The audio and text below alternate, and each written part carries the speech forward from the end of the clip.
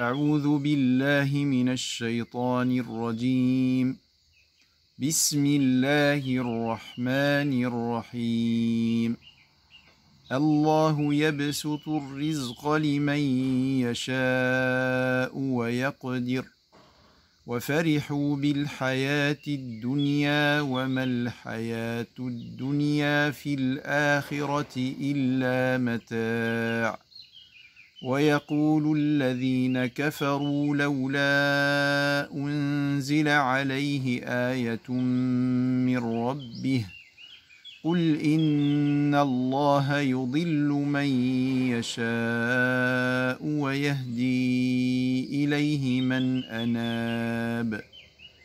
الذين آمنوا وتطمئن قلوبهم بذكر الله ألا بذكر الله تطمئن القلوب. الذين آمنوا وعملوا الصالحات طوبى لهم وحسن مآب. كذلك أرسلناك في أمة قد خلت من قبلها لتتلو عليهم الذي أوحينا إليك وهم يكفرون بالرحمن قل هو ربي لا إله إلا هو عليه توكلت وإليه متاب. ولو أن قرآنا سيرت به الجبال أو قطعت به الأرض أو كلم به الموتى بل لله الأمر جميعا. أفلم ييأس الذين آمنوا أن لو يشاء الله لهدى الناس جميعا. ولا يزال الذين كفروا تصيبهم بما صنعوا قارعة أو تحل قريبا من دارهم حتى يأتي وعد الله إن الله لا يخلف الميعاد.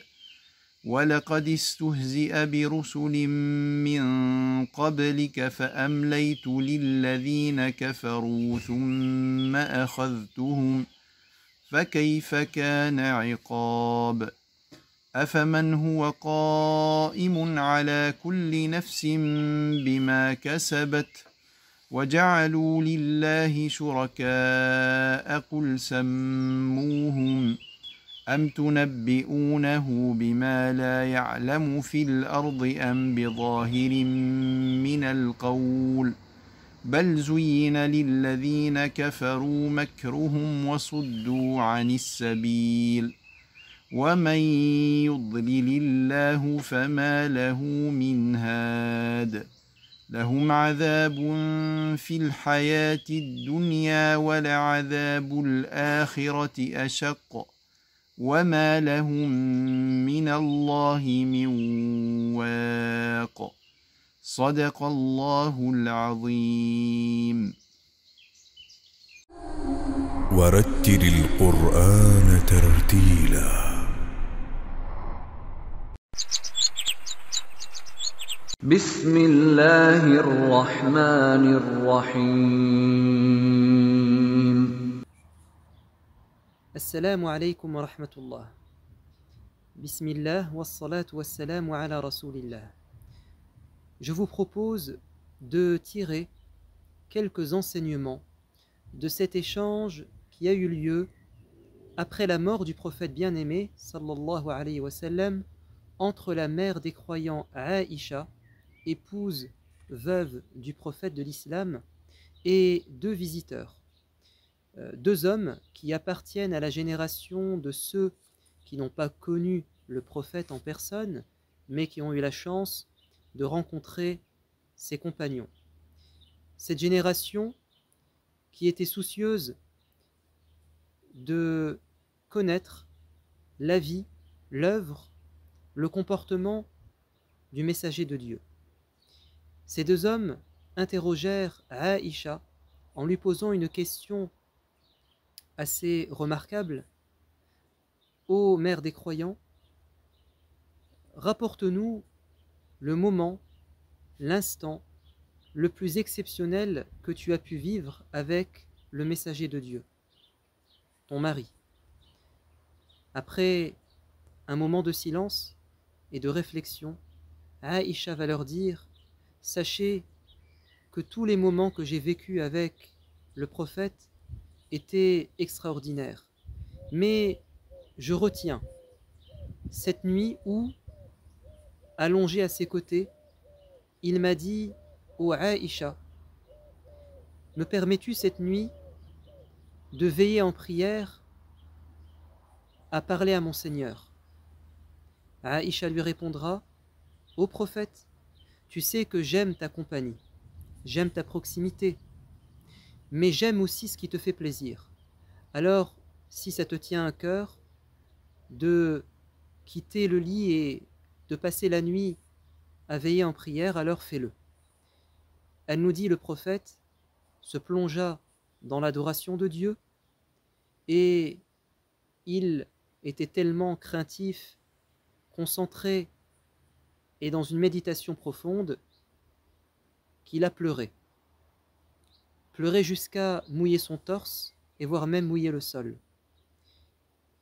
Lorsque la nuit était presque terminée et que l'aube approchait, c'est Bilal qui va entrer dans la mosquée pour lancer l'appel à la prière, et il remarque que le messager de Dieu est dans cet état de recueillement intense. Il va lui dire, ô messager de Dieu, pourquoi une telle souffrance? Vous savez que le messager de Dieu pouvait passer de longues heures à prier, comme nous le dit sa femme Aïcha, jusqu'à voir ses chevilles enflées. Et le prophète va répondre à Bilal, ne serais-je pas un serviteur reconnaissant? C'est-à-dire qu'il passait ses nuits à prier son Seigneur par amour, et non pas par crainte d'entrer en enfer, car Dieu lui avait promis le paradis, mais par reconnaissance, par gratitude. Et il va lui dire, ô Bilal, il m'a été révélé cette nuit des versets, malheur à celui qui les récite, les lit ou les entend sans les avoir médités. Ce sont les versets qui clôturent la sourate numéro 3 Al-Imran à partir du verset 190. Ces versets nous parlent, entre autres, de la méditation sur la création de Dieu. Allah nous dit « Inna fi khalqis samawati wal ard wa ikhtilafil layli wan nahar la ayatin li ulil albab » Il y a dans la création des cieux et de la terre, dans l'alternance de la nuit et du jour, des signes pour des gens doués d'intelligence. الذين يذكرون الله قياما وقعودا وعلى جنوبهم.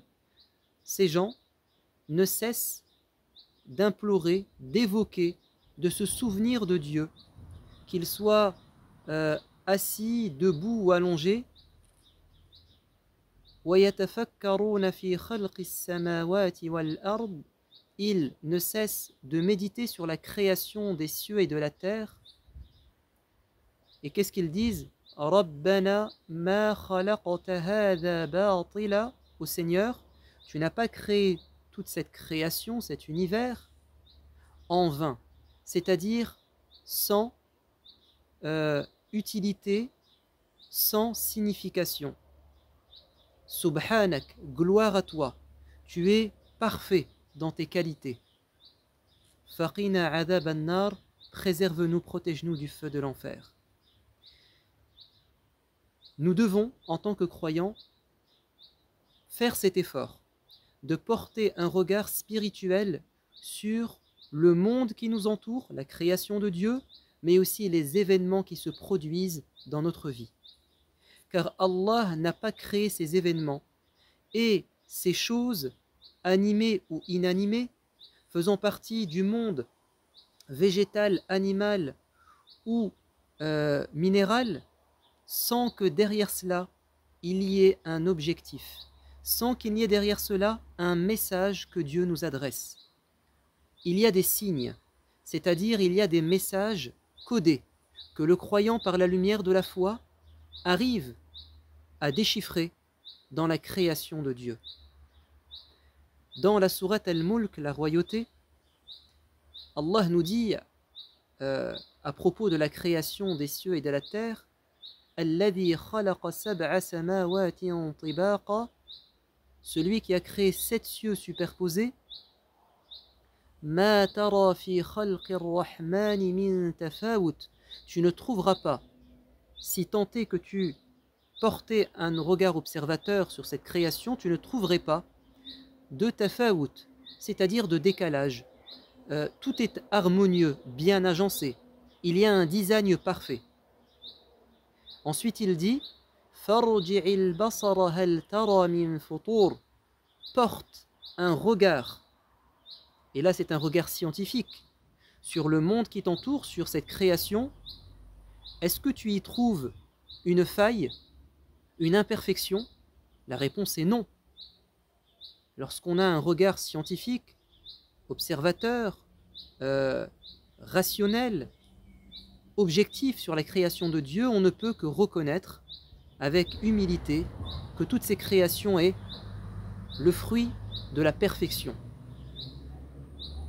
Mais il y a un troisième regard à porter, c'est celui du croyant. ثم ارجع البصر كرتين ينقلب إليك البصر خاسئا وهو حسير. Porte ensuite un autre regard, cette fois-ci encore plus lointain, plus profond. C'est le regard spirituel, et ton regard reviendra à toi, harassé, humilié, c'est-à-dire que tu ressentiras de l'humilité, de la petitesse face à la grandeur et à la puissance de Dieu. Il y a donc 3 regards que peut porter l'être humain sur le monde qui l'entoure. Un regard admiratif, contemplatif, on l'appellera artistique, c'est le regard du commun des mortels. Et puis il y a le regard scientifique, qui s'intéresse à la perfection des choses. Et il y a un troisième regard, c'est le regard spirituel, c'est celui de la méditation.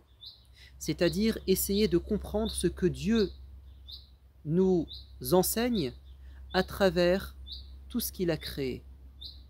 Sachez que chaque animal, chaque plante, chaque astre a quelque chose à nous dire au sujet de Dieu. Qu'est-ce que ces choses nous renseignent au sujet de notre Créateur? Nous le verrons dans une prochaine vidéo. En tout cas, méditons les versets de la sourate numéro 3 à partir du verset 190 et mettons-les en pratique, c'est-à-dire faisons l'effort d'avoir un regard spirituel sur le monde qui nous entoure. Essayons de découvrir les signes de Dieu dans le monde qui nous entoure. Et souvenez-vous du premier ordre, commandement qu'a reçu le croyant, qu'a reçu le prophète de l'islam par la révélation. Iqra bismi rabbika alladhi khalaq, lis, c'est-à-dire le monde, au nom de ton Seigneur qui a tout créé. Nous devons interpréter ce qui nous entoure, lire ce qui nous entoure, toujours à l'aune, à la lumière de notre Seigneur. Wallahu a'lam, walhamdulillahi rabbil alamin.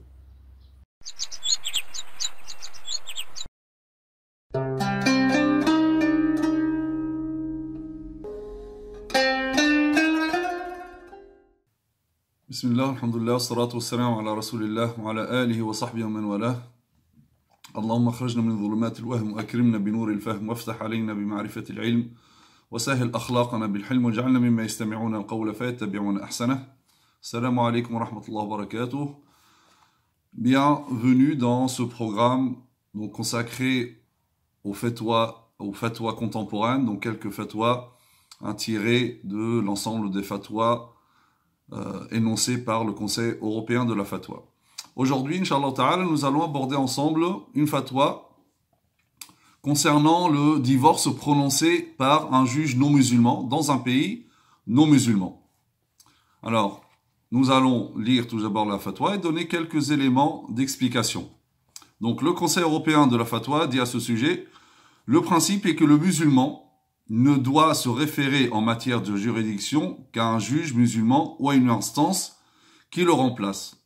En l'absence d'une instance judiciaire musulmane en dehors des pays musulmans, le musulman qui a conclu son contrat de mariage selon les lois de ce pays se doit d'appliquer la décision de divorce prononcée par le juge non musulman, car en concluant son mariage selon ces lois non musulmanes, il a accepté implicitement ses effets, et notamment le fait que ce contrat ne puisse être dissous que par le juge. Ceci peut être considéré comme une délégation accordée par le mari, ce qui est juridiquement valable selon l'avis de la majorité des savants, même si ce dernier ne l'a pas formulé expressément, car l'adage juridique stipule ce qui est convenu par usage est identique à ce qui fait l'objet d'une condition formulée. Par ailleurs, l'application des décisions rendues par le pouvoir judiciaire, même s'il est non musulman, est permise en vue de réaliser les intérêts et repousser les préjudices et en vue d'empêcher le désordre et l'anarchie, comme on peut le déduire des paroles de plusieurs savants érudits tels que l'Izz ibn Abd Salam, Ibn Taymiyyah et Ash-Shatibi. Donc voilà pour cette fatwa. Cheikh Faisal Mawlawi, rahimahullah, donc dans un écrit, il a donné 6 points par lesquels donc il justifie donc cette fatwa. Donc nous allons les aborder ensemble pour bien comprendre donc l'esprit de cette fatwa. Donc là, il s'agit donc d'un couple ici musulman dans un pays non musulman, donc qui se réfère bien sûr pour une question de divorce au juge. Donc le juge bien sûr va prononcer une sentence par rapport à ce divorce. La question c'est donc là, est-ce que cette sentence, ce jugement engage le musulman et le musulman doit-il respecter? Bien sûr que oui. J'aimerais même dire que c'est une évidence étant donné que nous sommes dans un pays non musulman, mais on va quand même donner quelques justifications et quelques éléments d'explication pour que cette question soit claire. Alors, le premier point cité par Cheikh Faisal Mawlawi, rahimahullah, il dit que Aqd Zawaj, donc le contrat de mariage, lorsqu'il est établi entre les deux parties, donc les deux contractants, et que celui-ci est valide, satisfaisant donc à toutes les conditions du mariage, il devient donc un contrat de mariage valide dont les effets sont applicables immédiatement. Allah Azza wa Jalla dit Ya ayyuhalladhina amanu awfu bil uqud. Ô vous qui avez cru, respectez les engagements. Donc, ce contrat de mariage engage immédiatement les deux contractants, donc les deux époux, l'homme et la femme. Donc, tous les effets de ce contrat s'appliquent aux deux. Or, parmi justement les effets de ce contrat, c'est que c'est le juge qui a le pouvoir de prononcer l'annulation du mariage et la séparation, donc par le divorce.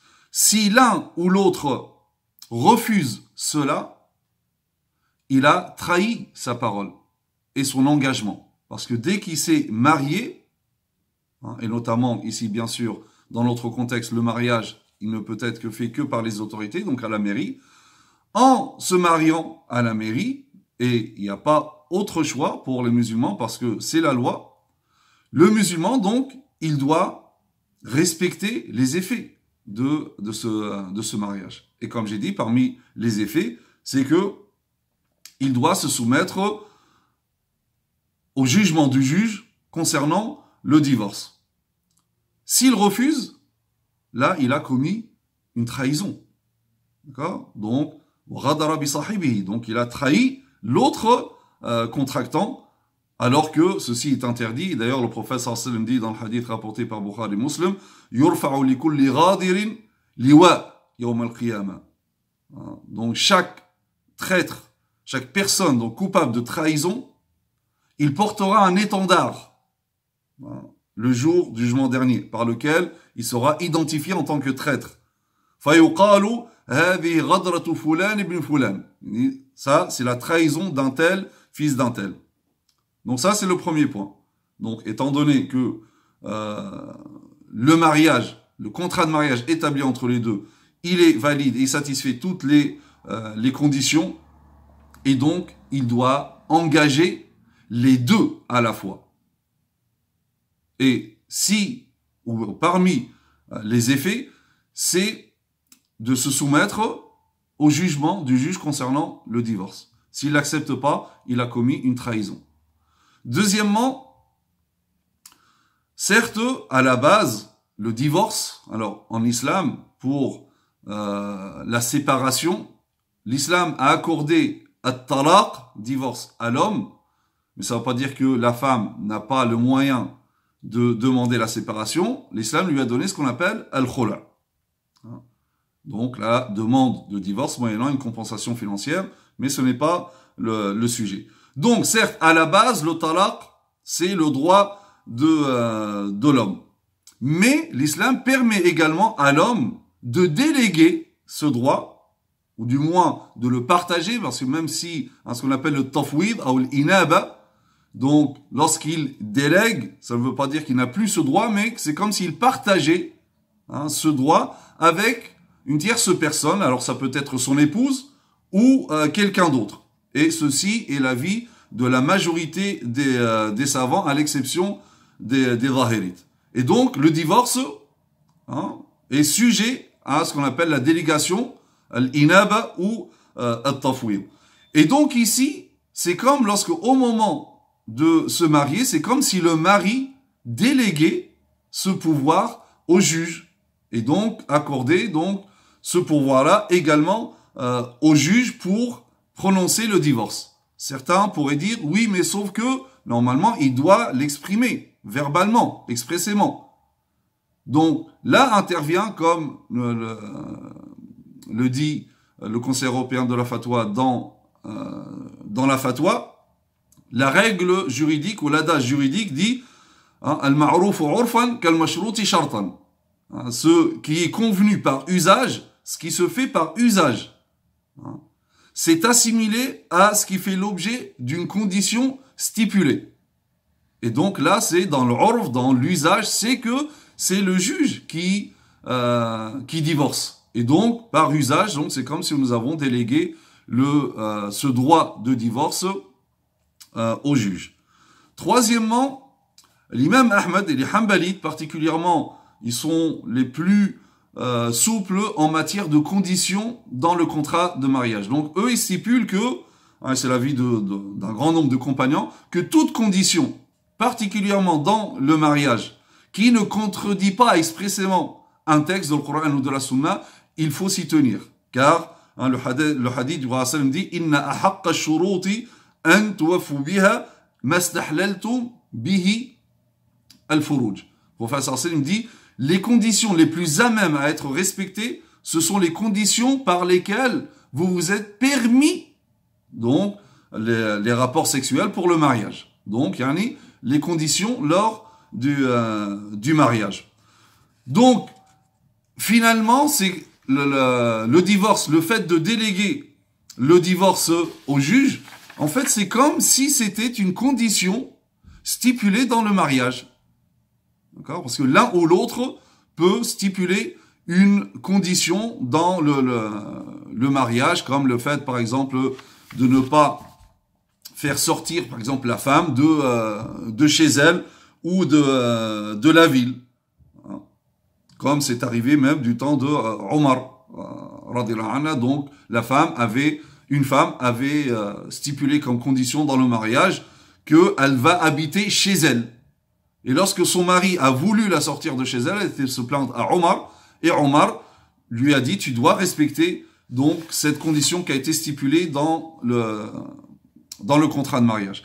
Et donc, on peut dire également ici que le fait d'accepter le fait que le juge puisse prononcer la séparation par le divorce, c'est comme si c'était une condition stipulée dans le contrat, parce que c'est une implication directe de ce contrat. Quatrièmement, le mariage, bien sûr, ne se fait qu'après le consentement mutuel entre l'homme et la femme. Et donc, le fait de respecter les effets de ce contrat-là devient wajib shar'i, devient un devoir religieux, un devoir juridique religieux, tant que ceci ne contredit pas donc un texte juridique. Donc, par conséquent, il est obligatoire, c'est un devoir religieux de respecter les effets de ce mariage-là, parce qu'il a été conclu selon un consentement. Donc, c'est-à-dire, tous les deux, nous sommes d'accord sur les effets. Donc, ça devient un devoir religieux, donc de respecter. Et alladhina amanu awfu bil uqud, vous qui avez cru, respectez vos engagements. Cinquième point, c'est que ce mariage-là, bien sûr, il a des effets. Et en général, bien sûr, lorsqu'il y a divorce, c'est que l'un ou l'autre va formuler la demande de divorce auprès des tribunaux. Le problème, si nous imaginons que l'un ou l'autre refusait donc le jugement, là, c'est comme si l'un ou l'autre, il va exercer sa volonté sur l'autre. Et c'est là l'un des problèmes donc de cette question. Si jamais nous disons que l'un ou l'autre, il peut ne pas accepter le jugement, parce que sinon, donc l'un ou l'autre, l'homme ou la femme, donc il va faire la demande et l'autre n'accepte pas. Donc c'est-à-dire que l'autre, il impose sa volonté. Donc il n'y a plus ce consentement mutuel. Donc c'est l'un ou l'autre qui va imposer sa volonté individuelle, indépendamment du consentement de l'autre. Or ça, l'islam ne peut pas l'accepter. D'accord? Car, donc, normalement, ce aqd, il peut être annulé. D'accord? Et l'aqd, le contrat, comme on dit, al-aqdu shari'atul muta'aqidayn. L'aqd, le contrat, c'est la sharia, c'est la loi des deux contractants. Donc, on peut pas, l'un ou l'autre ne peut pas imposer son avis sur l'autre. Sinon, ça contredit les fondations même du mariage qui doit être fondé sur le consentement mutuel. Sixièmement, et c'est une conséquence du cinquième, et ça en général, donc c'est le problème en général, il est posé à la femme, c'est que lorsque l'homme ne veut pas donc prendre en considération le jugement, bien que pratiquement et concrètement, il n'est pas en mesure de le faire. Lorsque le juge a décidé. Mais juste, ici, nous sommes en train de donner quelques éléments d'explication de la fatwa pour dire que le jugement ici du juge, dans ce contexte-là, il ne contredit pas du tout les enseignements de l'islam. Donc, parce qu'effectivement, ce qui se passe, donc comme j'ai dit, c'est une conséquence du cinquième point, c'est que si nous disons que le juge n'a pas cette possibilité de séparer, donc de prononcer le divorce, en fait, le mariage, qui à la base, c'est un contrat qui peut faire l'objet d'une annulation, d'une séparation. Or, si là, on dit que le juge ne peut pas intervenir, il ne peut pas prononcer le divorce, en fait, ce contrat, il peut devenir un contrat définitif qu'on ne pourra annuler d'une manière définitive. Parce que, et comme je vous ai dit, ça arrive surtout à la femme. Donc, si la femme veut elle subit un préjudice et elle veut aller le lever par le divorce, donc si on dit qu'elle peut pas, elle sera condamnée à rester comme ça. Et elle n'a pas le choix parce que l'islam lui donne le khula. Mais le khula, si son mari veut pas, elle va voir le juge justement.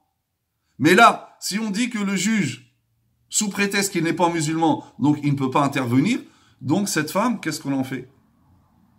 Et là, on a changé l'essence même du contrat.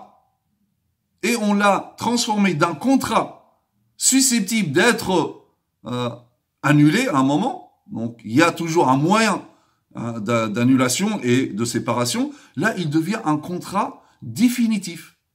Pourquoi? Parce que l'un des deux a décidé de ne pas le rompre, de ne pas donc le dissoudre. Et donc, c'est la femme qui sera lésée et qui va subir ce préjudice.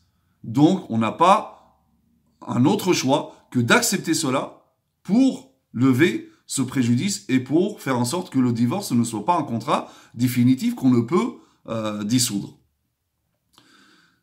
Septièmement, les savants, dont Sultan al-Ulama, al-Izz ibn Abd al-Salam, dit d'ailleurs, Sultan al-Izz ibn Abd al-Salam dit وَلَوْ اسْتَوْلَى الْكُفَّارَ عَلَى إِقْلِيمٍ. Si jamais l'ennemi, donc nos musulmans, ils dominent une partie, une région des pays musulmans. Et donc, c'est eux qui, maintenant, ont placé les juges, donc c'est eux qui ont le pouvoir judiciaire. Donc, il faudra quand même accepter ces jugements. Pourquoi? Pour l'intérêt des musulmans, pour éviter le désordre et l'anarchie. Donc, dans notre contexte, à plus forte raison. Parce que si on ne fait pas ça, donc ça sera le désordre et l'anarchie, comme on vient de voir, le mari donc qui, lui, ne veut pas divorcer, il ne veut pas laisser sa femme divorcer, donc ça va être vraiment le désordre et l'anarchie. Donc pour voir aux intérêts des deux, et notamment de la femme, et pour repousser tout préjudice, il n'y a pas autre choix que d'accepter le jugement donc du juge non musulman. Car d'ailleurs, comme j'ai dit, il va tout à fait dans le sens des enseignements de l'islam, en plus de toutes les explications qu'on vient de donner. Voilà, barakallahu fikum, wa subhanakallahum bihamdik, nashhadu an la ilaha illa anta nastaghfiruka wa natubu ilayk. وصلي اللهم على سيدنا محمد وعلى آله وصحبه وسلم تسليما والسلام عليكم ورحمة الله وبركاته.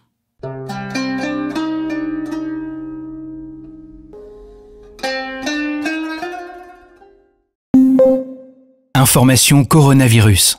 Le virus est toujours là et il est dangereux. Pour nous protéger les uns les autres et limiter les transmissions, respectez ces gestes simples. Lavez-vous très régulièrement les mains avec de l'eau et du savon ou utilisez une solution hydroalcoolique. Toussez ou éternuez dans votre coude ou dans un mouchoir. Mouchez-vous dans un mouchoir à usage unique, puis jetez-le. Évitez de vous toucher le visage, en particulier le nez et la bouche. Respectez une distance d'au moins 1 mètre avec les autres. Saluez sans serrer la main et arrêtez les embrassades. Et en complément de ces mesures, portez un masque quand la distance d'1 mètre ne peut pas être respectée. Merci à tous. Ensemble, protégeons-nous. Si vous avez besoin d'aide, appelez le 0800 130 000 ou plus d'informations sur gouvernement.fr. Ceci est un message du ministère chargé de la Santé et de Santé publique France.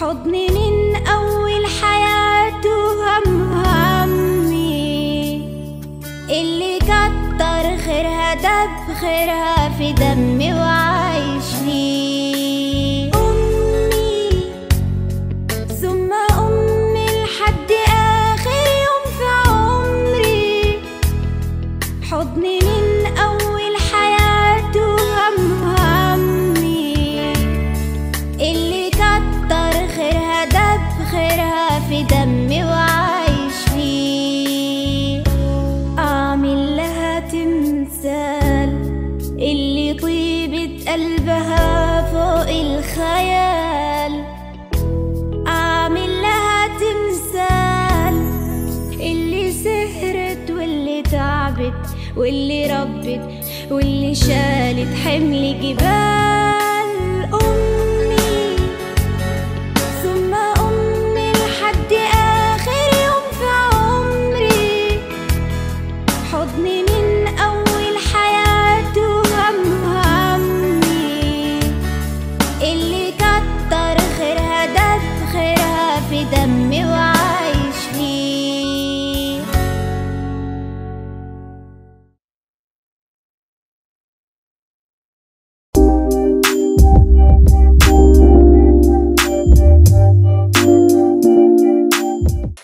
On va reprendre, donc juste le temps qu'il se connecte.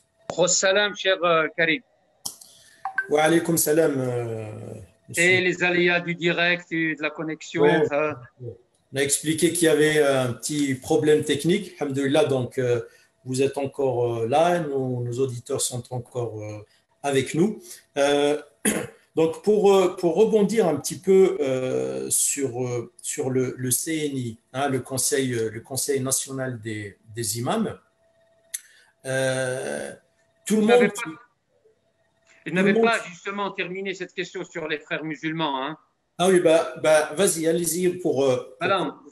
Donc nous, depuis toujours, hein, donc on n'en a pas fait une affaire parce qu'on ne va pas engager tout un débat avec notamment les journalistes qui persistent, hein, à nous traiter justement de frères musulmans. Mais quand il le faut, notamment avec les pouvoirs publics qui savent très bien qui nous sommes, comment nous fonctionnons. Hein. Donc, et là, donc, dans l'audition du Sénat, il est sur le net, vous pouvez la consulter, j'ai répondu à cette question.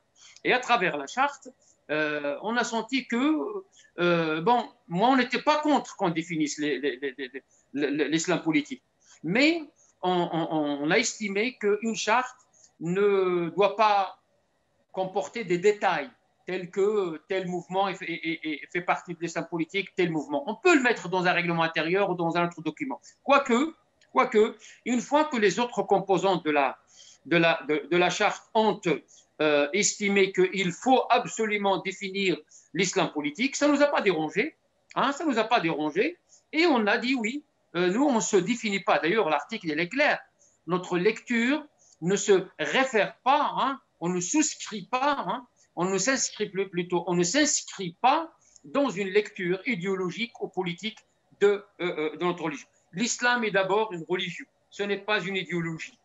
L'islam est un culte, est un rapport avec le Seigneur, est un certain nombre d'enseignements, d'obligations, et surtout, c'est un programme moral, c'est un programme comportemental.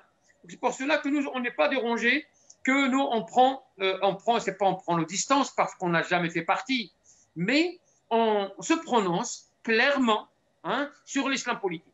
L'islam politique n'a pas de place dans notre pays. Personne. Celui qui veut faire de la politique, c'est très simple. Nous avons des partis politiques où celui qui veut en créer un autre, qu'il en crée, mais pas sur la base religieuse. C'est-à-dire qu'on ne peut pas faire de la politique au nom d'une religion et les frontières sont connues. On ne le dira jamais assez. Là, avec la signature de la charte, nous pensons que nous avons évacué. J'espère que le monde médiatique, qu'un certain nombre de nos détracteurs, ceux qui persistaient, qui signaient, ils veulent absolument nous présenter comme ce que nous ne sommes pas, hein, j'espère qu'ils auront compris que, voilà, musulmans de France, voilà comment ils raisonnent. Si vous voulez l'identité de musulmans de France, à travers, ou plutôt ses réponses à tel ou tel sujet qui fait débat dans notre pays, lisez la charte, c'est la réponse de musulmans de France sur ces domaines, notamment que tout à l'heure que j'ai cité, sur notre rapport à la laïcité, à la démocratie, aux droits de l'homme, égalité homme-femme, et tous ces sujets qui font débat. Alors, juste pour revenir sur la définition de l'islam politique, à ma connaissance, même au niveau académique, jusqu'à maintenant, il n'y a pas une définition de ce que c'est l'islam politique. C'est pour ça certains observateurs, certains qui suivent donc ces débats nous disent pourquoi s'engouffrer dans de telles choses. Et puis on est en face d'une charte de principes et on est allé dans des détails qui, je ne sais pas, on parle de mariage forcé ou d'excision, ou c'est des détails. Ce n'est pas ça qui définit la communauté musulmane ou l'islam ou l'islam de France. Et puis dans la formulation aussi, certains pensent qu'il y a des formulations d'injonction et c'est pas très positif comme formulation. Écoutez, moi je vous ai dit tout à l'heure que la charte n'est pas parfaite. C'est le travail de personnes. C'est le travail de fédération. C'est notre travail. C'est la synthèse de plusieurs contributions. Associer la charte au pouvoir public exclusivement, c'est faux. Ce n'est pas vrai. Nous avons, une fois que le président de la République nous a reçus le 18 novembre, il a donné le feu vert. Puis le ministre de l'Intérieur nous a reçus et il nous a parlé justement de la nécessité de la charte. Chaque fédération a contribué, y compris la nôtre. Nous avons déposé une contribution. La mosquée de Paris, à travers son recteur que je salue, Shamsuddin Hafid, et Moussaoui de l'UMF, le Kbibesh de Kbibesh Anwar de l'RMF, le Mille Gurush, toutes les fédérations ont contribué. On a fait un mixage.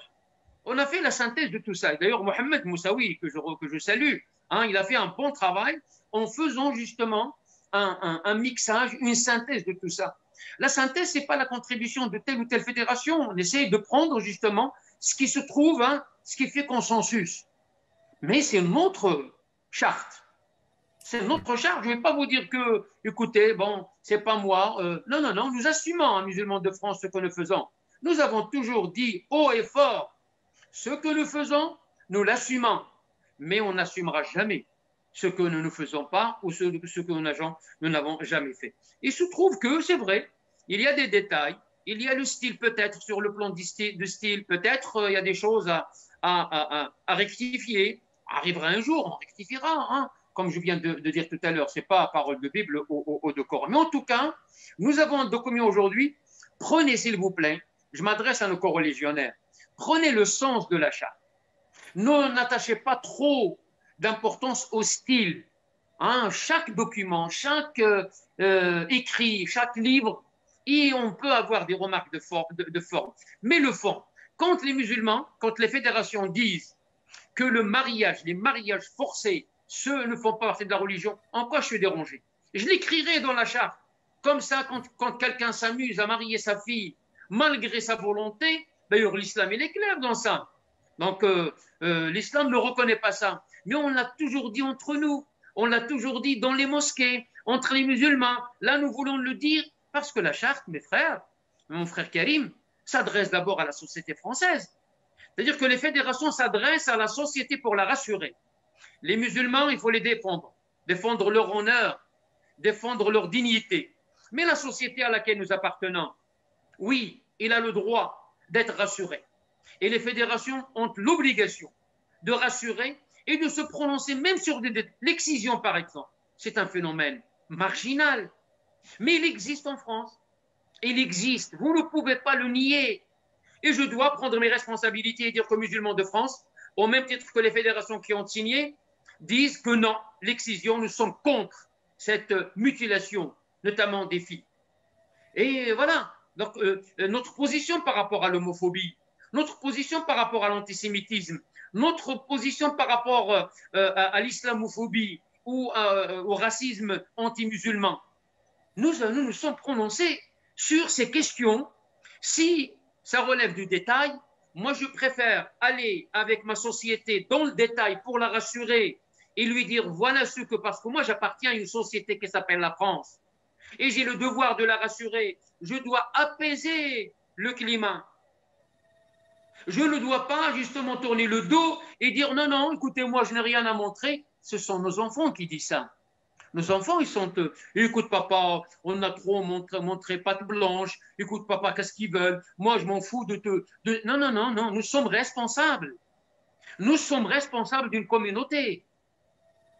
Et on doit justement entendre les messages que nous renvoie la société, notre société.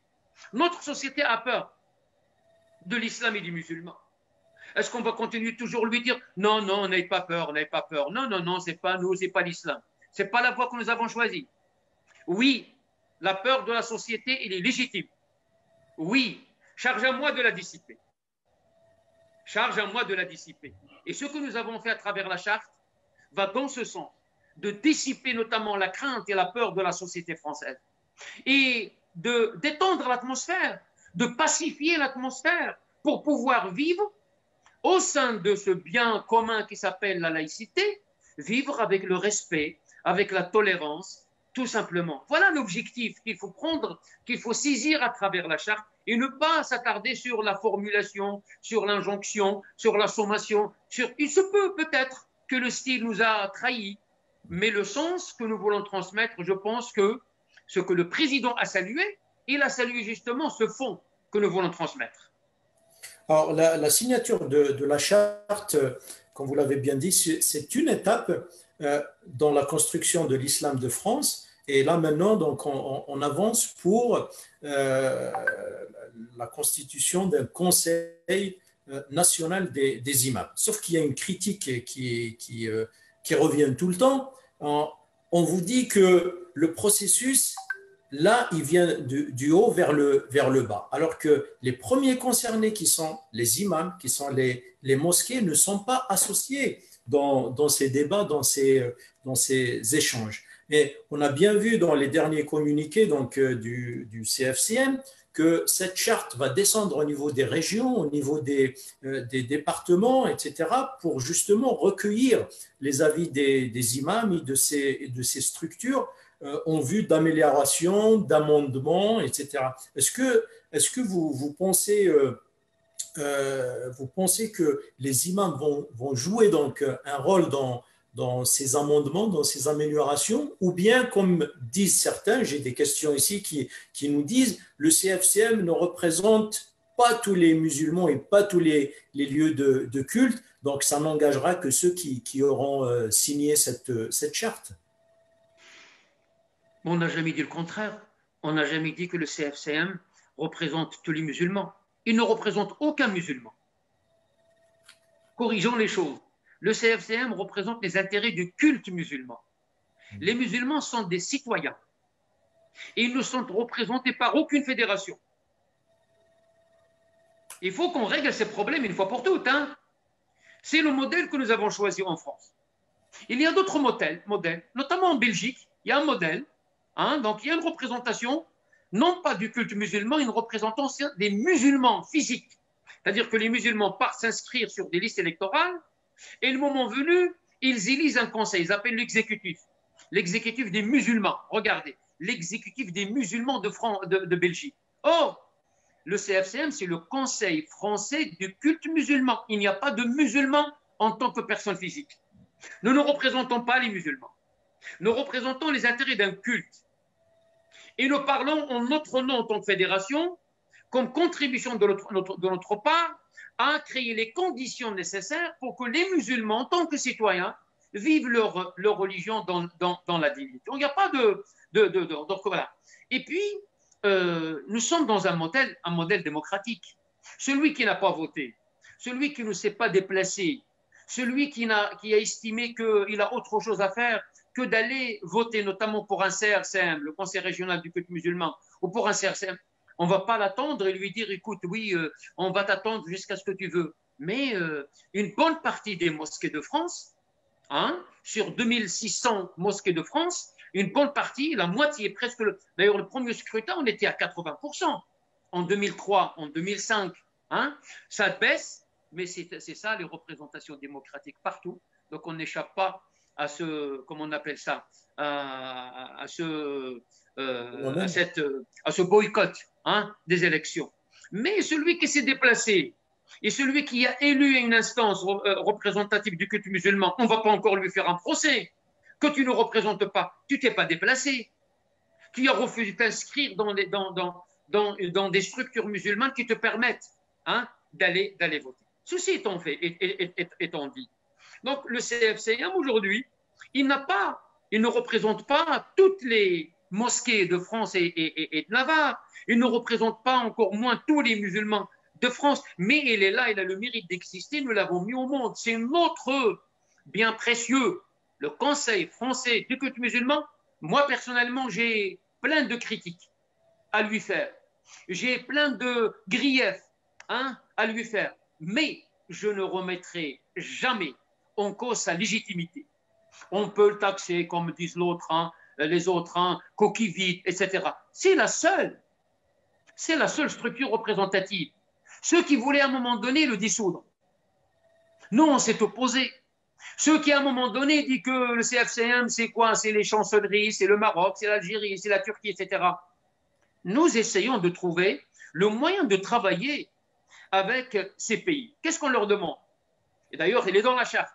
On demande de pays étrangers de ne pas s'ingérer dans les affaires du culte musulman. Mais on ne leur demande pas de rappeler leur ambassadeur. On ne leur demande pas de ne pas exister. On n'a pas ce pouvoir. Donc le Maroc restera toujours, à travers sa représentation diplomatique en France, l'Algérie la même chose, la Turquie la même chose.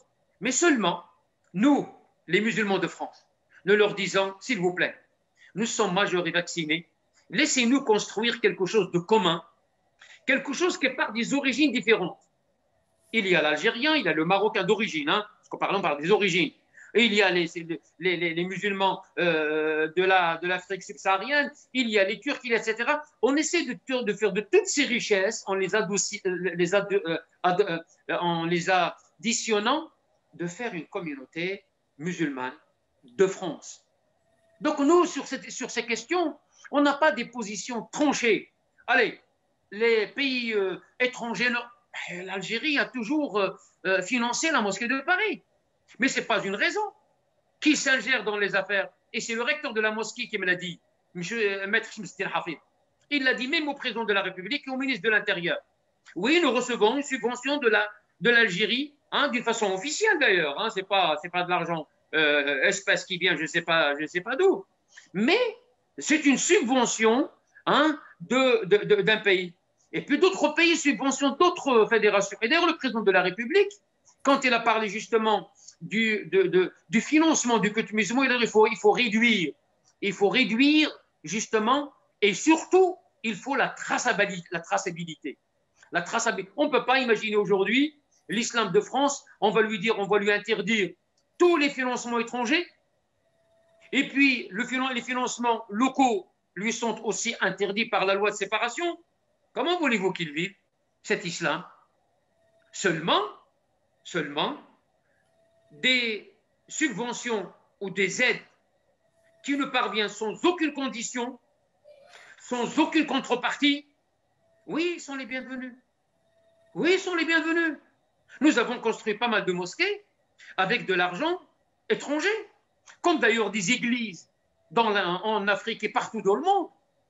Des églises de la Russie, des églises notamment des États-Unis qui sont financées ici sur le sol français. Il n'y a pas de problème, sauf quand on s'ingère dans les affaires du culte, on dit non, vous n'avez pas à vous ingérer dans les affaires du culte. Voilà, sur la question des imams. Ouais. Moi, je dis on dit qu'on n'a pas consulté les imams. Comment voulez-vous les consulter alors qu'on n'a pas encore créé un cadre? Parce qu'aujourd'hui, le CFCM, il a créé un cadre qui s'appelle le CNI, le Conseil national des imams. Comment il est créé? Il est composé de 9 présidents de fédération, parce que le CNI n'est pas indépendant, il est adossé au CFCM. Donc, il est composé de présidents de fédération, plus 9 imams que chaque fédération proposera. Nous, à Musulmans de France, nous avons proposé ce que nous avons de meilleur.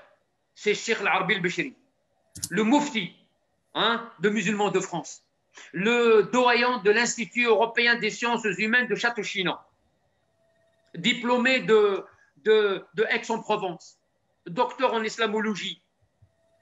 Nous l'avons présenté et je pense, je fais confiance à toutes les fédérations, et d'ailleurs ils vont le faire, de nous proposer les meilleurs qu'ils ont, c'est-à-dire leur sommet en quelque sorte. Et bien les 9 savants, une fois réunis, avec les 9 présidents de fédération, ils constituent un cadre. Et ce cadre-là va poser les questions. Comment aller parler aux imams? Comment aller certifier les imams? Quels sont les critères? Mais ça, c'est le conseil qui va le faire. Donc, me demander aujourd'hui, ah non, vous devez partir de la base, De quelle base? Je vais réunir 2600 imams? Je vais réunir toutes les mosquées de France? C'est vraiment, c'est impossible. On a tracé le cadre, on va les laisser travailler, hein, et d'ailleurs, dans quelques semaines, le Conseil procédera justement et il réfléchira. Donnons-leur un peu de temps et faisons-leur confiance parce que ce sont nos imams qui vont se réunir. Ceux qui disent qu'il y a des politiques ou des administrateurs de culte, hein, qui vont s'occuper du culte. Il y a une expérience, je le dis, hein, il y a une expérience qui a été menée il y a quelques mois, hein, parce qu'il y a une tentative de création de l'imama, du grand imam, le grand imam de France. Mais ça n'a pas marché. Pourquoi ça n'a pas marché? Parce qu'il lui a manqué quelque chose de fondamental, la structure représentative. Moi, je me réjouis que nous avons une seule structure représentative. Mais c'est un élément fort. Imaginez que nous avions plusieurs structures représentatives. Comment on fera? Les autres cultes, ils en ont, hein? Nous avons une seule. Renforçons cette structure et c'est de cette structure que découlera en quelque sorte d'autres structures spécialisées, notamment le Conseil national des imams. Laissez-nous un peu de temps, on ira parler aux imams, on ira faire des séminaires de formation, on posera les problèmes qui se posent notamment à l'imam, la précarité dont souffre l'imam, mais on va pas, le monde n'a pas été créé en 24 heures. Le monde a été créé en plusieurs jours. Rabbil Alamin voulait nous donner justement une leçon. Vous croyez que Rabbil Alamin ne pouvait pas créer le monde en un seul instant? Innahu ala kulli shay'in qadir. Pourquoi il est resté 6 jours? Pourquoi? C'est pour nous apprendre à nous. Mais agissez doucement. Là, vous nous demandez tous, tout en même temps, là, maintenant, tout en nous dénonçant, tout en nous décrédibilisant, tout en nous critiquant, tout en nous disant, vous n'avez pas le droit de faire ce que vous avez fait. Et quand nous avons fait le peu de choses que nous avons fait, oui, mais vous n'avez pas l'aval des imams. Rassure-toi, on ira leur parler à ces imams. Alors, est-ce que vous pouvez nous dire en 2 mots la nécessité de ce conseil des imams? Ça a fonctionné, ça fait des années maintenant qu'il n'y avait pas ce conseil, il y a des imams, il y a des mosquées. C'est quoi le but, l'objectif de ce conseil des imams? À chaque fois qu'un corps de métier, comme on dit, se trouve organisé, c'est dans son bien. C'est dans son bien. Toutes les structures, religieuses ou pas religieuses. Le dossier des imams, hein, de la formation des imams, de la certification des imams, a toujours été sur la table du CFCR depuis sa création. Mais il n'a pas abouti, malheureusement. On a failli aboutir sur la charte de l'imama des imams il y a 3-4 ans. On n'était pas dans le bureau du CFCM, donc on était en dehors. Donc avant 2017, on était en dehors du bureau et on a parlé à un moment donné de la charte des imams. Ça n'a pas marché. Mais aujourd'hui, et oui, il faut que les imams se dotent d'un conseil. Un conseil purement religieux, un conseil purement théologique, qui parle de la spécificité notamment de nos imams, des conditions de vie de ces imams, des conditions d'exercice de ces imams. Aujourd'hui, nous vivons dans, vous m'excuserez du terme, dans une sorte d'anarchie. On n'est pas l'Église, hein, on n'est pas l'Église où les rapports sont clairs du haut vers le bas. Chaque association, il est l'employeur de son imam. Chaque association, au sein de la mosquée, il est l'employeur de son imam. Comment cet imam qui a des comptes à rendre à son employeur, le président de l'association, il exerce un rôle religieux?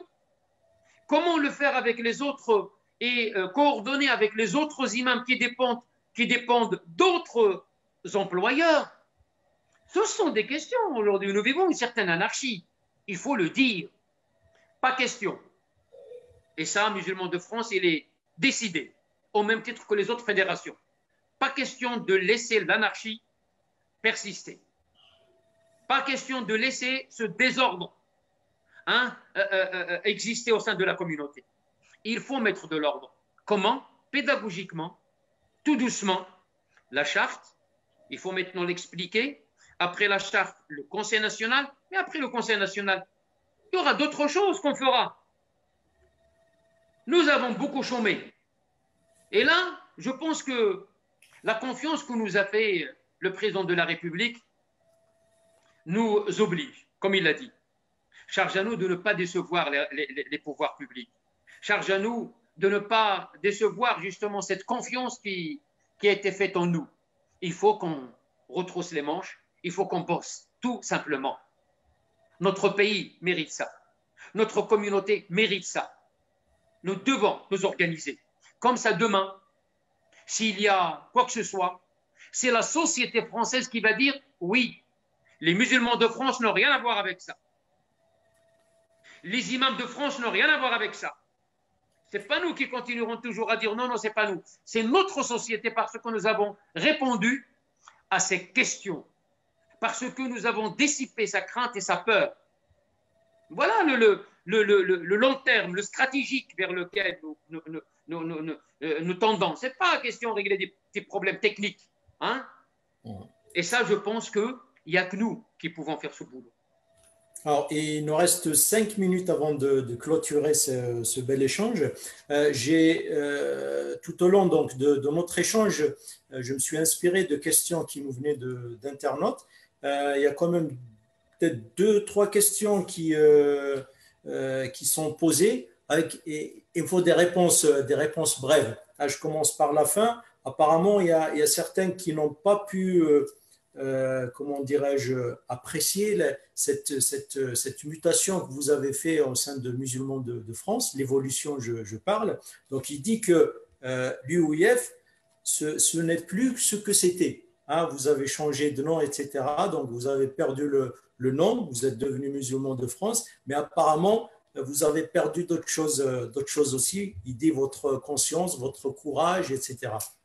En 2 mots, qu'est-ce que vous pouvez dire sur ça? Celui-là, il a très bien vu. Ah, masha'Allah. Heureusement qu'on a changé. La personne qui vous parle, il y a 41 ans, quand il a débarqué à l'île Sud, 1980, il ne parlait pas comme ça. Il ne pensait même pas rester en France. Heureusement que nous avons changé. Heureusement que nous avons évolué. Oui, nous avons changé. On s'est débarrassé de beaucoup de plumes inutiles. Nous avons travaillé notre discours. Nous avons abandonné un certain nombre de choses qui ne relèvent pas de la religion, mais qui relèvent des habitudes et des traditions. Ce qui pose problème à l'islam de France, c'est les traditions du bled. Ce n'est pas les valeurs universelles de l'islam. Heureusement que nous avons évolué, que nous avons changé. Sinon, imaginez-nous dans les années 80 comme on était. D'ailleurs, nos réunions, on les faisait par terre, on s'asseyait au Bourget par terre, etc. Non, l'islam de France, alhamdoulilah, il a évolué. Les cadres que nous avons formés, nous sommes fiers le Hajj Touamil parle de notables. Nous sommes fiers de cadres. Moi, je suis un produit franco-français. Je n'ai jamais pensé être recteur, je n'ai jamais pensé être président de Musulmans de France, je n'ai jamais pensé être imam, prêcheur, etc. Mais je suis un produit de la France. Voilà, tout ce que j'ai appris, je l'ai appris en France. Dieu merci. Alors, il y a d'autres questions qui ne sont pas exactement, spécialement de notre sujet, mais je vous le dis quand même. Les associations en 1901 aujourd'hui, avec donc le nouveau projet et tout, les mosquées, est-ce qu'elles devront basculer en 1905 ou pas? Ils seront plus ou moins conseillés à aller vers 1905. Je pense qu'on doit le faire. À un moment ou à un autre, nos mosquées dépendront de cette loi, 1905, la loi culture. Il y a beaucoup d'avantages d'ailleurs. Donc, on va et le ministre l'a dit, M. Darmanin, il a dit, on va, bien sûr, via un certain nombre d'intéressements, en matière de financement surtout, et d'exonération fiscale, donc on orientera les musulmans vers 1905. Et d'ailleurs, 1901, vous croyez qu'au début, la première association qui a été créée, loi 1901, vous savez qu'il y avait, je ne sais pas qui, un certain stratège ou un certain homme intelligent qui a dit non, il faut aller vers 1901. On nous a orientés vers 1901, tout simplement. On ne voulait pas qu'on dépende de 1905. Et ça, c'est l'histoire. Hein. Donc, même l'histoire, même 1905, juste après sa promulgation, l'Algérie était française. Et on a vu hein, que 1905 ne s'appliquait pas en Algérie. Là, aujourd'hui, on veut qu'on se bascule vers 1905. Moi, je ne trouve pas d'empêchement à ce que la mosquée que j'ai l'honneur de présider, celle de l'île Sud, la mosquée Iman, bascule en 1905. Et puis, on créera autant d'associations qu'on veut, 1901. Là, c'est la séparation. On sépare le cultuel, du social, tout simplement. Et Dieu merci, nous avons tout un arsenal juridique qui nous permet de faire tout ça. Et non pas focaliser, non, moi je ne vais pas me transférer en 1905. Donc tu vas être doublement taxé. Tu ne bénéficieras pas de ce qu'on appelle les immeubles de rapport. Tu vas te priver d'un certain nombre d'avantages parce que tu as refusé d'être origé par une loi qui était faite pour toi en tant que religieux. 1905, il est faite pour les religieux. Très bien. Une dernière question peut-être donc d'un internaute qui nous dit, est-ce qu'avec cette charte, on va se débarrasser vraiment de l'influence des chancelleries? Ce n'est pas du jour au lendemain. Et d'ailleurs, le mot, je n'utilise pas moi se débarrasser. Cette terminologie, moi j'ai appris des choses, je vous ai dit que j'ai évolué. Donc, parce que moi avant, je réponds à des sollicitations d'ambassadeurs quand ils nous invitent dans leur fête nationale. Je réponds aux différentes invitations de l'ambassadeur du Maroc, de l'Algérie, de l'Arabie Saoudite, de la Turquie, etc. Nous entretenons des relations courtoises avec ces chancelleries. Je ne vais pas évacuer le plancher. Mais non, ce n'est pas comme ça qu'on fait. Nous sommes responsables. Il y a moyen de faire quelque chose ensemble avec eux. Seulement, nous leur disons, ne vous ingérez pas dans les affaires du culte musulman, s'il vous plaît. Et d'ailleurs, je tiens à le dire, aujourd'hui, ces États ils sont de plus en plus intelligents. Parce qu'aussi, il y a le travail de la chancellerie française. Ça parle entre le ministère des Affaires, Jean-Louis Le Drian, la chancellerie française, le ministère des Affaires étrangères, ça parle aussi au ministère de que levez vos mains, laissez un peu les choses, etc. Tout ça ne s'inscrit pas dans une logique conflictuelle avec le pays d'origine. Parce qu'aussi, le Maroc, c'est à 1h30, l'Algérie, c'est à 1h moins le quart, la Tunisie, c'est juste à côté, on regarde de Marseille, on voit la Tunisie. On ne va pas déclarer la guerre à ces pays. Seulement, nous leur disons, jouez le jeu s'il vous plaît, faites confiance à vos ressortissants d'origine, mais laissez-les évoluer à leur rythme. Ils ne vont pas vous décevoir, ils vont être en quelque sorte la fierté de leur pays d'origine. Moi, je vous parle du Maroc. Je suis au Maroc là, je parle en tant que Français, alors que je suis dans mon pays natal, j'en suis fier, mais les veines, donc l'origine coule dans mes veines, mais ils ne sont pas affichés sur mon front. Sur mon front, il y a liberté, égalité, fraternité. Très bien. Très bien, Monsieur Lasfar. Donc, nous arrivons au terme de notre direct. Merci pour cet échange franc. Merci aussi à nos internautes, à nos auditeurs. Alors, j'ai eu des demandes sur la possibilité d'organiser d'autres directs comme ceci sur d'autres sujets, notamment là, la loi sur le séparatisme. Donc, je dis à nos auditeurs, on essaiera de programmer dans les jours qui viennent d'autres directs sur les sujets de l'actualité. En tout cas, merci à tous, à M. Lasfar encore une fois. Merci à la régie aussi qui nous ont permis, l'équipe technique qui nous a permis de faire cet échange-là. Et restez donc en contact. On vous donnera donc les dates, les heures des différents directs, Inch'Allah Ta'ala. Et n'oubliez pas la diffusion donc, du dimanche de notre chaîne MF Web TV. Merci à tous et salam alaikum wa rahmatullah. Merci, barakallahu fikum, shukran jazilan.